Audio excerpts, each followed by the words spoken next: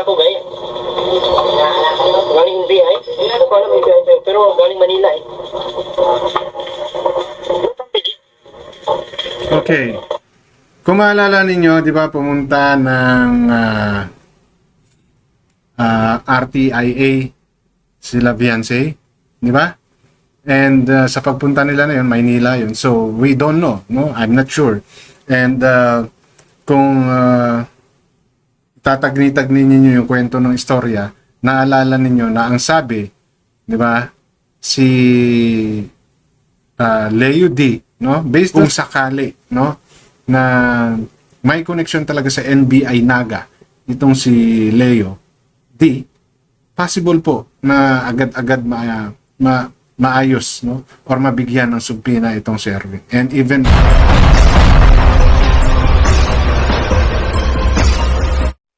dito sa mundo ng SOCMED, no, hindi talaga mawawala na magkaroon ng balitaktakan, ng batuhan, ng mga hindi magagandang salita, no? Accusation, di ba? Provocation, halos lahat po ng mga iba't ibang diskarte, no? Nandirito yan sa SOCMED. Ngayon, nasa sa atin na lang yan kung paano natin i-handle, paano natin haharapin, at paano natin po protektahan yung mga sarili natin.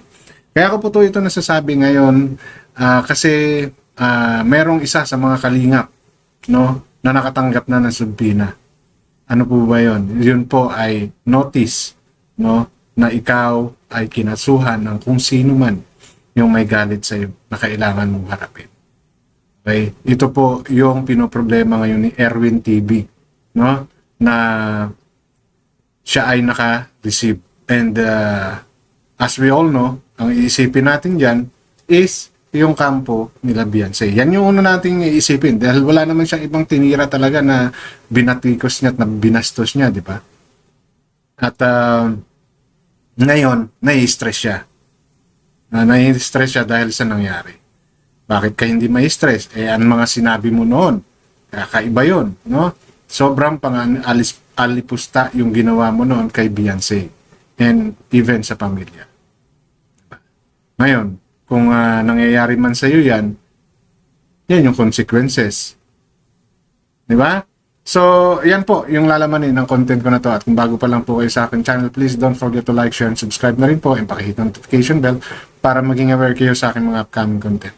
Any comment, suggestion, recommendation, leave it on our comment section. Issue lang po tayo, walang personanan. At lagi po kayo mag-fact check para hindi po kayo mapagsabihang fake news. Okay? So allow me to share portion of that video ng Erwin TV vlog, no, na ngayon ay namumroblema dahil nga sa subpina na na-receive niya coming from someone, no.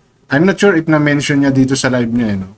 Ang sa akin lang dito, kaya ako to bibigyan ng reaction dahil nga po sa mga binibitawan natin salita, mga vloggers and even viewers, no, mag-iingat po kayo na hindi porke po may channel kayo may authority na kayo na mambastos, na magsalita ng kung ano-ano sa mga taong kinaayawan ninyo, no? Dahil lahat po ay mayroong kaakibat na consequences. Kung maalala nyo, itong si Erwin TV ay maraming sinabi against kay Beyonce, Batalero, and even kay Dr. Love at saka kay Redsing. Diba?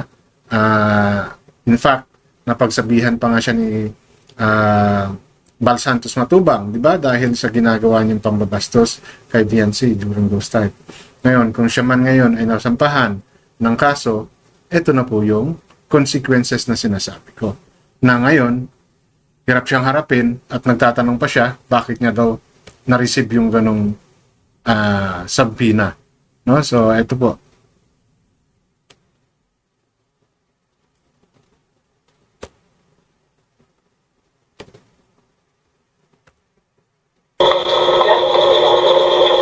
Ako guys. Galing BI. Hindi ko alam yung BI pero galing Manila eh. Okay.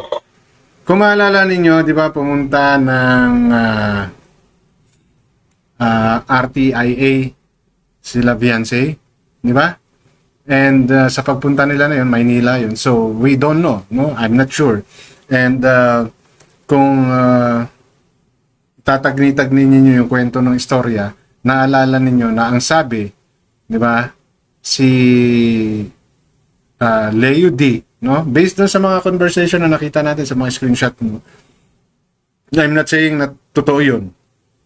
Assuming na totoo yun, kung i-connect natin yan sa nangyaring pagluwas ng Maynila nila Beyonce, nung nag-file sila o nagreklamo sila kay Tulpo, pwedeng talagang sumaglit or dumiretso ng NBI Maynila yan. Ngayon, kung may connection na itong Leo D, ha, tulad na sinasabi ko po, take note of kung sakali, no, na may connection talaga sa NBI Naga itong si Leo D, possible po na agad-agad maayos, no, or mabigyan ng subpina itong si Erwin and even others, no. Nagtataka siya bakit siya daw yung nauna, no.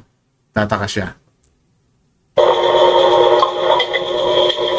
Napambili.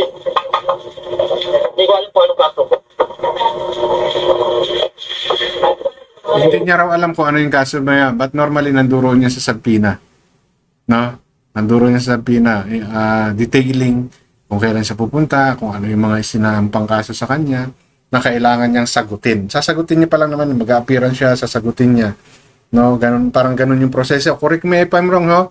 Ayun yung pagkakaintindi ko. Sinampi na siya para umaten. No? Para parang ang mangyayari niyan, makapagharapin muna sila kung sino may nagkaso sa kanya. And hindi ang tataka ka kung ano yung kakaso sa'yo. Most likely, no, defamation or libel, no? Cyber libel yung ikakaso sa kanya. So, ilan lang doon sa dalawa na yon, kasi paninirang puri yung yung mga sinasabi niya kay Beyonce, no? Kaya tsaka sino pa ba yung binalikan niya? 'Di ba? Kaya nga biglang naging content ito before ng ibang mga vlogger, 'di ba? Dahil nga sa pagsasalita niya ng hindi maganda sa pamilya Batalero, yan kanila Red Saint and Dr. Love. Alam niyo ba kung sino guys ang nagsasampa ng kaso sa akin? Hindi ko alam bakit niya.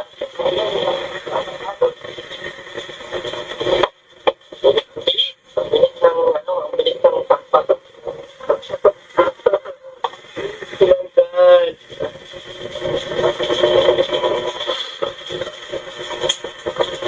Oh God. So tinatanong niya kung sino nagsampa ng kaso. Alam naman natin lahat, no? May idea tayong lahat. Hindi natin sinasabi, hindi ko sinasabi, no, kung sino talaga yung exact person. But based on some of his live, 'di ba, nakita naman natin kung sino talaga yung punteriya ng kanyang live stream. Hindi naman yun basta-basta na lang kinasuhan siya, 'di ba? Ano ba yung mainit na usapin ngayon? At sino yung mga pumupunta sa RTIA? Sino yung mga nagsasalita ngayon? Sino yung mainit na issue ngayon, di ba? So most likely, halos lahat tayo, yun yung isipin natin. Di ba? Kahit hindi niya minimension. Ngayon, may stress ka. Hindi mo ba naisip, Sir Erwin, kung anong stress yung binigay mo doon sa mga taong ngayong pinagsabihan ng hindi magaganda? Di ba? Tapos ngayon, may stress ka dahil nakasuhan ka or may sabpina ka. Aatin ka lang naman yan, no? At didepensahan mo yung sarili mo. Ngayon, kung ang pinoproblema mo, gagastos ka para sa attorney, alam ko may PAO. Pwede kang humingi ng tulong doon. Okay? And itong pagla-live mo, yes, this is part of you telling sa viewers mo, di ba? Sa mga supporters mo na ikaw ay may problema at kinasuhan ka. At the same time, no? Kasi pagkasuhan na, yung lumuwas ka, no, ng Maynila, lalo na sa diet siya, kailangan mo na ng pera dyan eh. Kailangan mo ng financial support. Sino ngayon yung, kanino ka ngayon lalapit? Di ba? Sa mga sponsor ng Kalingap. Aminin na natin yan. Alam nyo kapag ganyang kasukasuhan, lalo dito sa SOCMED, ang tinatakbuhan talaga ng mga vloggers ay yung mga sponsor. No? Iba't ibang klase po ng paawa effect, no? Pagpapaliwanag, act like a kind person kayo, lalabas po yan. Kasi kailangan nyo ng financial support. Ngayon, ito si Sir Erwin, pinapalabas niya siya ay biktima, no? At sinasabi niya ang bilis. Diba? Malay mo, sir, hindi lang ikaw ang meron yan. Malay mo yung iba meron din, hindi lang nag-iingay. Ha? Eh sa'yo, bakit mo pinagkaingay? Eh sabi mo nga, confidential yan eh. Diba? Pero ni-live mo. So what's the reason of you doing this live stream? Ask for financial support. Ganun po yun. Kasi magluwas-luwas lang, maglakad punta lang doon, no? Gagastos kayo dyan. Oh. Eh, it seems na hindi naman masyadong kumikita siguro yung YouTube channel ni Sir Erwin. So, kanino siya lalapit? Di ba? Sino yung pwedeng tumulong sa kanya? It's either Kuya Bal or syempre yung mga sponsor or yung mga kaibigan niya rin siguro vlogger. But it's more on the sponsor. No? Sila po yung normaling nagsasuffer sa ganitong mga kaso-kasuhan na yan. Kasi nga, yan, may mga papaawa effect, mayroong mag-aapila, mayroong talagang directly humihingi ng tulong sa mga sponsor. No? Para panindigan nila yung kaso nila. Ngayon, kapag wala, wala na yan. Magdi-delete na ng channel yan. No? Para hindi na mabalikan. So, dito kay Sir Erwin, no? Ingat-ingat po kasi, sir, sa pagbibitaw ng mga salita, no? And even to other vloggers. Tapos ngayon nababalikan kayo, problema kayo. Pag problema kayo, dadamay nyo yung mga sponsor o yung mga supporters ninyo. Diba? Ngayon, kung magsasalita ka ng isang bagay na again sa kapwa mo, vlogger, or sa mga sponsor or sa mga supporters, make sure na meron ka pong solid evidence na pwede mong iharap if ever nakakasuhan ka like nangyaring ito sa iyo, Sir Erwin. No? Maging aral po ito sa lahat ng mga vloggers na maging maingat sa pagbibitaw ng salita lalo't wala kayong pangahawakang ebidensya. Dahil bandang huli, pag kayo binalikan, iyak-iyak kayo. O ngayon, yan yung nangyayari kay Boss Erwin o kay Erwin TV. Dahil masyado siyang nagpadala sa emotions, no? So, ito yung nangyari sa kanya. Mas lalong naging emotionally unstable siya ngayon dahil sa dinadanas niya na yan. I think this is the first time na nagkaroon ng ganitong love letter itong si Erwin, no? Kaya medyo hindi siya makapaniwala at hindi niya matanggap na bakit siya yung kinasuhan lang. Tulad ng sinasabi ko, marami nang banggit dati si Red Sane, 'di ba? May mga taga-abroad pa nga. So we don't know kung part ng mga taga-abroad na 'yon ay may mga lokal na makakasuhan.